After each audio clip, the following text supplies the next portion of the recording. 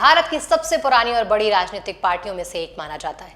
आज उस पार्टी की 141 साल पहले स्थापना हुई थी, 28 दिसंबर 1885 को। क्या आप जानते हैं कि जिस पार्टी ने भारत की आजादी का नेतृत्व किया, उसकी स्थापना किसी भारतीय ने नहीं बल्कि एक अंग्रेज अफसर ने की थी। जी हाँ, और वो भी आज ही के दिन, यानी 141 साल पहले, 28 दिसंबर 1885। स्कॉटलैंड के रिटायर्ड आईसीएस अधिकारी एलन ऑक्टेवियन ह्यूम यानी एओ ह्यूम ने भारतीय राष्ट्रीय कांग्रेस की स्थापना की। दिलचस्प बात यह है कि उन्हें जिंदगी में कभी कांग्रेस का संस्थापक नहीं माना गया, बल्कि 1912 में उनकी मौत के बाद इस भूमिका को आधिकारिक रूप से स्वीकार किया गया।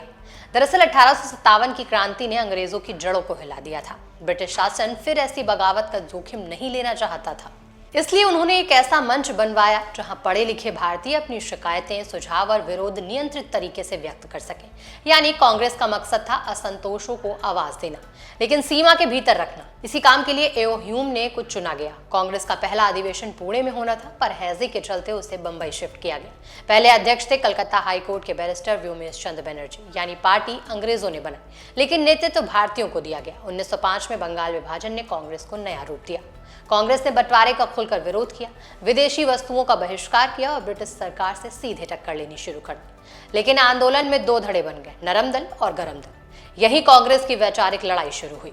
1915 में गांधी भारत आए। 1919 के असहयोग आंदोलन के साथ भी कांग्रेस की धुरी बन गए।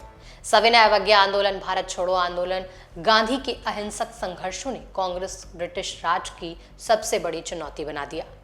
आजादी से पहले कांग्रेस के 1.5 करोड़ से ज्यादा सदस्य रहे और 7 करोड़ समर्थक थे, जो उस दौर में अकल्पनीय संख्या थी। आजादी के बाद कांग्रेस ने देश को 6 प्रधानमंत्री दिए, नेहरू, शास्त्री, इंदिरा गांधी, नरसिम्हा राव, मनमोहन सिंह जैसे नेता। पार्टी के अब तक 80 से ज्यादा अध्यक्ष रह चुके। आजादी के बाद 75 सालों बाद भी 38 साल अध्यक्ष नेहरू गांधी परिवार से और 35 साल गैर गांधी परिवार से रहे।